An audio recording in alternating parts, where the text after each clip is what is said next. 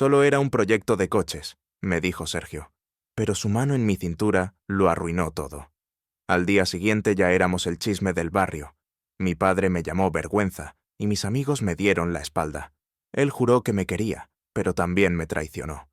¿Qué harías si el único chico que deseas es también el que destruye tu vida? Me llamo Álvaro Martín. Tengo 21 años y jamás pensé que la vida podía dar un giro tan brutal en cuestión de semanas. Lo que empezó como un proyecto mecánico en un garaje viejo de mi barrio en Madrid terminó arrastrándome a un torbellino de dudas, secretos y sentimientos que no estaba preparado para enfrentar. Todo comenzó con un coche que muchos habrían dado por chatarra, un Seat Ibiza de segunda mano que compré casi por instinto. Para mí no era solo un coche, era una excusa, una forma de huir de la presión de la universidad, de mis padres y de un mundo que siempre me exigía ser alguien que no sentía ser. Cada tornillo que giraba, cada pieza que cambiaba, era un recordatorio de que, al menos en ese rincón, yo tenía el control. Pero lo que no podía controlar era la entrada de Sergio en esa rutina.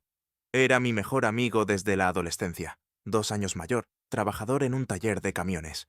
Nos conocíamos de memoria. Él siempre impulsivo, yo siempre calculador. Nuestra amistad funcionaba porque nos complementábamos, y sin embargo, esa misma complementariedad fue la que abrió la grieta que acabaría por cambiarlo todo. El día que apareció sin avisar en el garaje, me pilló luchando con el motor del Ibiza. Estaba agotado, lleno de frustración, y verlo allí con esa seguridad que siempre tenía me provocó una mezcla rara de alivio y molestia. «Tío, te vas a romper la espalda con eso», dijo, entrando como si el lugar también le perteneciera. Le respondí con sarcasmo, pero en el fondo agradecí su ayuda. En menos de 10 minutos había hecho lo que a mí me estaba llevando horas. Su destreza era indiscutible, y eso me recordó por qué siempre había confiado en él. Fue entonces cuando me lanzó la idea de quedarse a ayudar en el proyecto durante los fines de semana. No lo pensé demasiado. Dije que sí porque, en el fondo, no quería seguir solo. Y en ese instante sellé un pacto que no solo aceleraría la restauración del coche, sino que desencadenaría una tormenta emocional que nunca había imaginado. Los primeros días todo parecía normal. Conversaciones técnicas, risas por errores absurdos, bromas que solo nosotros entendíamos. Pero poco a poco, lo técnico fue dejando espacio a lo personal. Entre llaves inglesas y piezas oxidadas, Sergio empezó a hablar de su cansancio en el trabajo, de la monotonía, de sueños que jamás me había contado. Y yo, casi sin darme cuenta, empecé a abrirle puertas de mi vida que había mantenido cerradas incluso a mi familia. Hubo un momento clave. Estábamos quitando los asientos del coche cuando me preguntó por qué dedicaba tantas horas a un proyecto que no daba dinero ni futuro. Me quedé en silencio un rato y luego solté la verdad. Lo hacía porque era la única forma de sentirme libre, de no pensar en lo que mis padres esperaban de mí, en lo que la universidad exigía, en todo lo que no quería ser. Sergio me miró de una forma que no supe interpretar. No dijo nada, solo asintió, y seguimos trabajando. Pero ese silencio cambió la dinámica entre nosotros. Desde entonces, cada vez que coincidíamos en el garaje, había una tensión nueva. No era solo amistad, aunque ninguno de los dos se atreviera a nombrarlo. Con el paso de las semanas, esa tensión se hizo insoportable. Bastaba con que nuestras manos se rozaran al pasar una herramienta para que mi cuerpo reaccionara de manera que no podía controlar. Yo intentaba ocultarlo con nerviosismo, él con bromas. Pero ambos sabíamos que algo estaba creciendo entre nosotros. Al mismo tiempo, empecé a sentir miedo. No por mí, sino por lo que implicaba. En mi barrio las cosas no se hablan, pero se saben. Un rumor puede arruinarte más rápido que un error real. Y lo que estaba empezando a sentir por Sergio no era un rumor, era una verdad que me consumía cada día más. Un sábado de agosto, el calor era insoportable y la tensión también. Habíamos trabajado horas sin apenas hablar. De repente, Sergio dejó la llave inglesa sobre la mesa y me miró fijo. «Álvaro, ¿qué nos está pasando?» Sentí que la tierra se abría bajo mis pies. Era la pregunta que yo mismo llevaba semanas evitando. Mi corazón se aceleró. Quise responder, pero las palabras se atragantaron en mi garganta. En ese silencio, entendí que ya no había marcha atrás. Lo que estaba ocurriendo entre nosotros no era una ilusión, ni un malentendido. Era real, y aceptar esa realidad significaba abrir la puerta a un conflicto mucho más grande que un coche viejo o una amistad de años. Ese día no terminamos el trabajo. Nos fuimos en silencio, cada uno con sus pensamientos, pero yo ya sabía que la restauración del Ibiza no era el verdadero proyecto que teníamos entre manos. Lo que de verdad estábamos construyendo era una verdad incómoda, peligrosa, pero inevitable. Una verdad que tarde o temprano iba a salir a la luz, costara lo que costara. Las 2 semanas siguientes fueron un infierno silencioso. Sergio y yo seguíamos viéndonos en el garaje, pero nada era igual. Cada gesto estaba cargado de dudas. Yo no podía dejar de pensar en lo que sentí cuando me preguntó ¿qué nos está pasando? No respondió nada más aquel día, pero su mirada lo había dicho todo. No era solo mi imaginación. Él también lo sentía. El problema era que ninguno de los dos supo qué hacer después. Yo me refugiaba en cálculos y piezas, fingiendo que lo único importante era el avance del coche. Sergio, en cambio, se volvió más esquivo. Llegaba tarde, se marchaba antes, evitaba quedarse a solas conmigo cuando podía. Y esa distancia era peor que cualquier rechazo frontal. Un viernes por la noche, recibí un mensaje inesperado de un compañero de la universidad. He oído que en tu garaje no solo arreglas coches. Dicen que tú y Sergio os dais otro tipo de mantenimiento. Sentí un golpe en el estómago. ¿Cómo podía alguien haberlo descubierto si ni siquiera nosotros habíamos dicho nada? Al día siguiente me enteré de la verdad. Sergio, en una conversación con 2 amigos de su trabajo, había soltado una broma a medias, dejando caer que yo me ponía raro cuando trabajábamos demasiado cerca. Lo contó como un chiste, pero bastó para que la historia empezara a rodar. En mi barrio nada queda en silencio.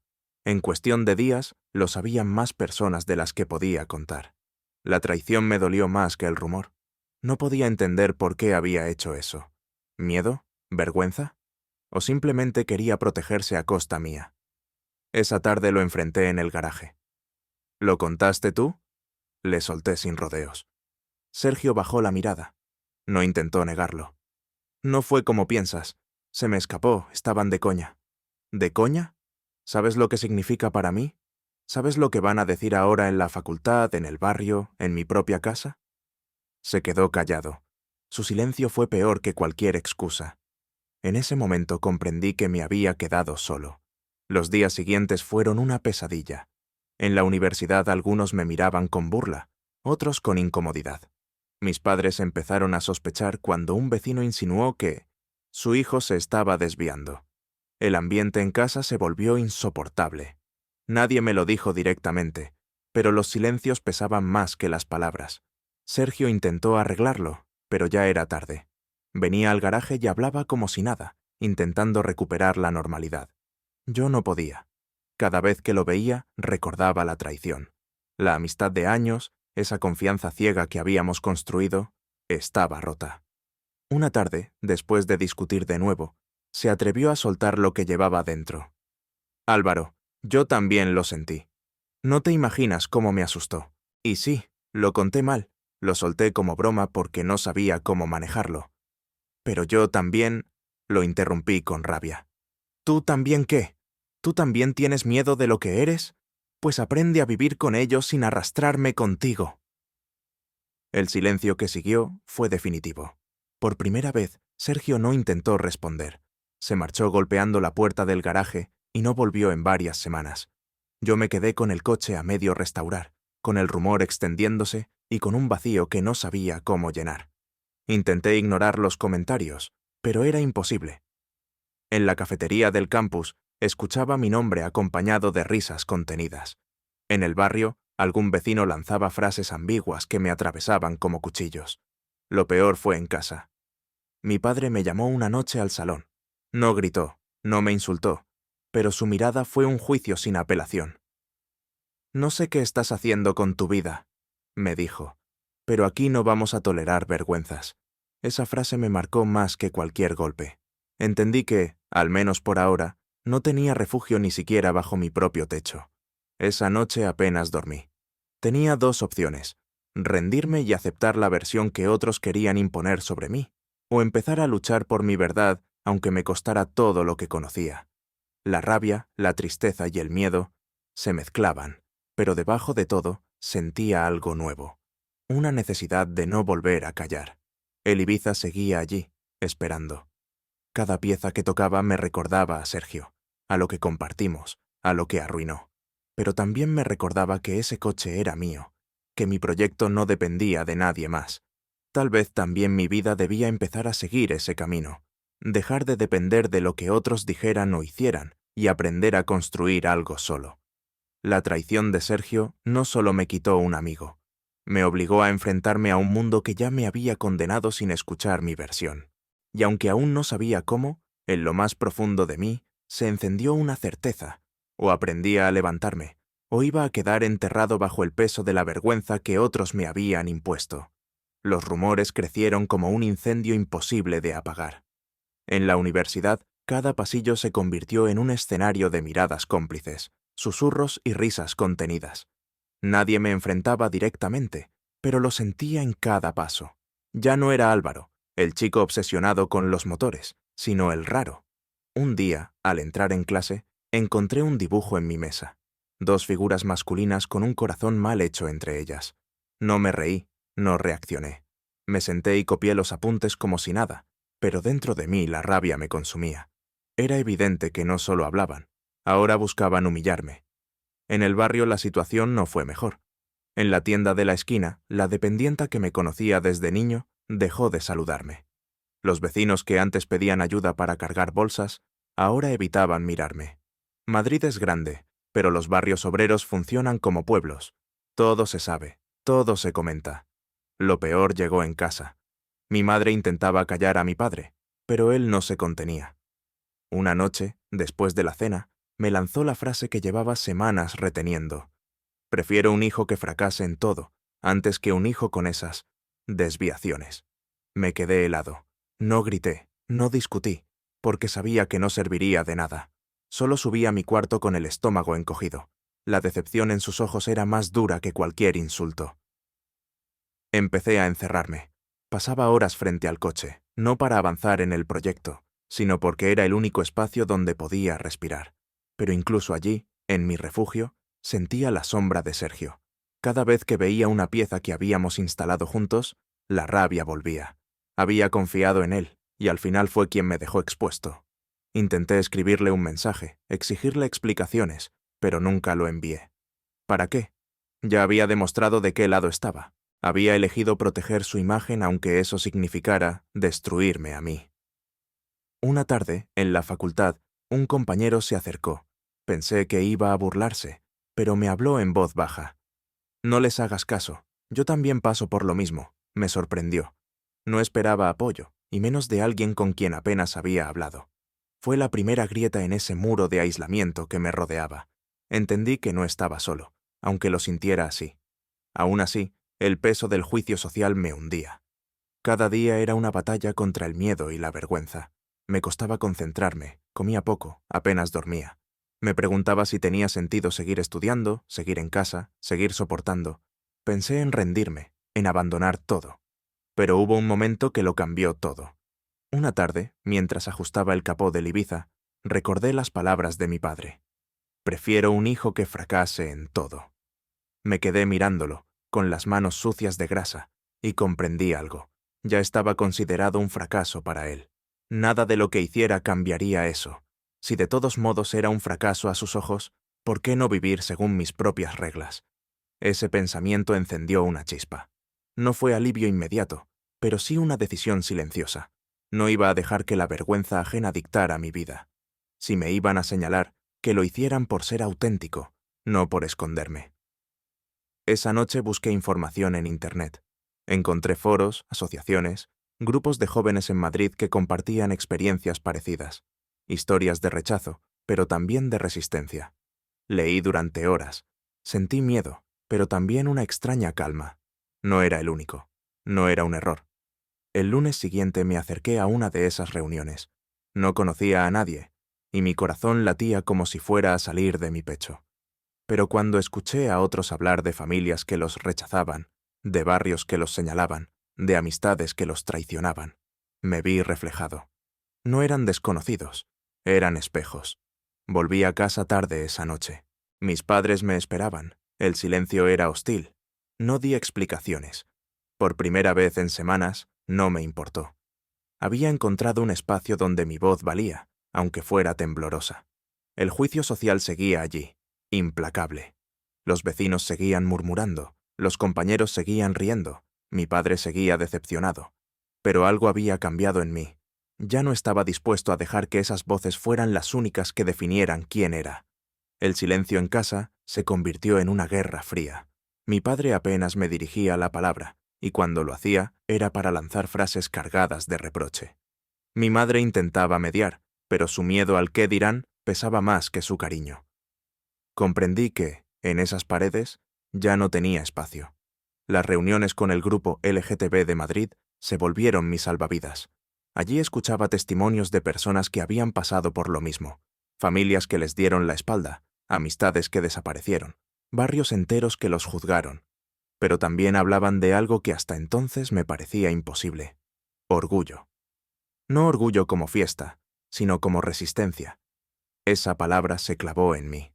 Una noche, después de una de esas reuniones, volví caminando por la Gran Vía. Veía parejas cogidas de la mano sin miedo, riendo sin esconderse. Me pregunté cuánto tiempo más pensaba seguir encorvado, escondiendo mi verdad como si fuera un delito. Fue en ese momento que decidí que no podía continuar callando. La primera prueba fue en la universidad. En medio de un pasillo, un grupo de compañeros me lanzó un comentario sarcástico sobre mi novio mecánico. Por primera vez no agaché la cabeza. Me detuve frente a ellos y respondí: sí, me gustan los hombres, y no tengo nada de qué avergonzarme. El pasillo se quedó en silencio. Algunos se rieron nerviosos, otros bajaron la mirada. Yo seguí caminando con el corazón acelerado, pero con una sensación nueva. Había recuperado mi voz. No fue fácil. Los comentarios aumentaron, pero esa vez la diferencia estaba en mí. Ya no me escondía. Lo mismo ocurrió en el barrio. Cuando un vecino murmuró algo al pasar, lo miré a los ojos sin apartar la vista. Descubrí que el silencio también podía ser una forma de resistencia. La situación con Sergio reapareció en medio de todo. Una tarde vino al garaje. No lo había visto en semanas. Estaba nervioso, como si buscara disculparse. Álvaro, yo... me equivoqué. No quería que se escapara nada. No quería hacerte daño. Lo escuché sin interrumpirlo. Él hablaba de miedo, de presión, de la vergüenza que le generaba lo que había sentido por mí. Cuando terminó, le respondí con calma: no tienes que disculparte por sentir. Tienes que disculparte por traicionar. Se quedó quieto, sin saber qué contestar. Quise perdonarlo, pero no podía. Ya no era el mismo chico que necesitaba su validación. El grupo de jóvenes con los que me reunía empezó a convertirse en mi nueva familia. Organizaban actividades, charlas, incluso talleres comunitarios. Allí encontré la fuerza que no tenía en casa. Aprendí que resistir no significaba no tener miedo, sino no dejar que el miedo dictara tu vida. En paralelo, el coche seguía esperándome. Lo usé como símbolo. Cada pieza que reparaba era un recordatorio de mi proceso. Ya no trabajaba en él con Sergio, lo hacía solo, pero cada avance me fortalecía. No era solo un coche, era mi manera de decirme a mí mismo que podía seguir adelante aunque todo alrededor se viniera abajo. El momento decisivo llegó una noche de domingo. En la mesa, mi padre volvió con su discurso habitual. Me acusó de manchar el apellido, de traer vergüenza. Yo respiré hondo y respondí: prefiero vivir mi verdad a vivir tu mentira. La mesa quedó en silencio. Mi madre lloró, mi padre me ordenó que me callara, pero yo no lo hice. Esa vez no. Me fui de casa esa misma noche con una mochila y las llaves del garaje. No tenía un plan claro, pero sí una certeza: no iba a retroceder. Dormí en un colchón improvisado junto al coche, y aunque el frío me calaba los huesos, sentí algo que en mucho tiempo no había sentido: libertad. La lucha apenas comenzaba, pero ya había dado el primer paso, y aunque sabía que las consecuencias serían duras, estaba dispuesto a enfrentarlas. Por primera vez en mi vida, no quería esconder quién era. Los primeros días fuera de casa fueron duros. Dormía en el garaje, comía lo que podía y estudiaba a trompicones. Pero cada mañana, al abrir los ojos junto al coche a medio terminar, recordaba por qué estaba allí, porque había elegido ser libre antes que prisionero de la vergüenza ajena. El grupo LGTB me ayudó a no caer. Uno de los chicos, Rubén, me ofreció un sofá en su piso compartido. Acepté. No era un hogar perfecto, pero era un lugar donde nadie me señalaba por existir. Ese gesto simple me enseñó algo que nunca había entendido. A veces la familia se encuentra, no se hereda. Mientras tanto, seguía trabajando en el Ibiza. El proyecto se había convertido en mi forma de resistir. Cada pieza instalada era un paso hacia adelante, cada arreglo un recordatorio de que no estaba derrotado. Y aunque lo hacía en soledad, esa soledad ya no era castigo, era decisión. Sergio intentó contactarme varias veces. Mensajes, llamadas, incluso apareció una tarde frente al garaje. Esta vez no lo evité. Le pedí que hablara claro. No sé quién soy cuando estoy contigo, confesó. Me asusta. A mí también me asustó, respondí. Pero el miedo no justifica una traición. Me pidió otra oportunidad, no como pareja, ni siquiera como amigo, solo como alguien que quería reparar el daño. Lo escuché, pero ya no era el mismo Álvaro que buscaba su aprobación. Le dije que necesitaba distancia. No le cerré la puerta, pero tampoco la dejé abierta. La universidad fue otro campo de batalla. Algunos seguían con sus burlas, pero algo había cambiado. Yo ya no bajaba la cabeza. Un profesor, al ver mi constancia a pesar de todo, me ofreció colaborar en un proyecto académico. Esa confianza me dio fuerzas. Demostré que mi vida no se definía por los rumores, sino por lo que hacía. En casa, la relación con mis padres quedó rota durante meses. Mi madre me buscaba en secreto, me llamaba para asegurarse de que comía, pero mi padre se mantenía firme en su silencio hostil. Dolía, pero aprendí a vivir con ello. Entendí que el respeto no siempre viene de quienes más deberían dártelo. El cambio verdadero llegó cuando, con el grupo de jóvenes, organizamos un pequeño taller comunitario. No era un negocio formal, pero empezamos a ayudar a vecinos a reparar bicicletas, motos y coches viejos. Yo puse todo lo que sabía de mecánica. Descubrí que enseñar y compartir mi pasión me daba una fuerza nueva. Ya no era el chico escondido en un garaje, era alguien capaz de aportar. El Ibiza finalmente arrancó una tarde de otoño. El motor rugió después de meses de trabajo. No lo celebré solo. Estaban Rubén, algunos compañeros del grupo, y hasta 2 vecinos que antes me habían dado la espalda, y ahora pedían disculpas con su presencia silenciosa.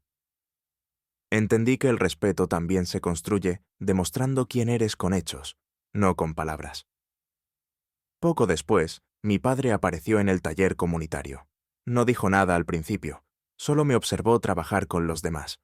Cuando terminó la jornada, se acercó y me dijo: «No comparto tus decisiones, pero no puedo negar que has encontrado tu camino. No era perdón completo, pero era un comienzo». Su orgullo seguía herido, pero al menos había reconocido mi esfuerzo. Hoy sé que no recuperé todo lo que perdí. La amistad con Sergio nunca volvió a ser lo que fue. La relación con mis padres sigue marcada por distancias. Pero descubrí algo más importante: la fuerza de levantarme después de caer. Mi historia no terminó con un coche arreglado ni con un final romántico. Terminó con una certeza: la autenticidad duele, pero la mentira mata. Y yo elegí vivir mi verdad, aunque eso significara empezar desde cero. A quienes me juzgaron, el tiempo les demostrará que no soy una vergüenza. A quienes me apoyaron, les debo la vida.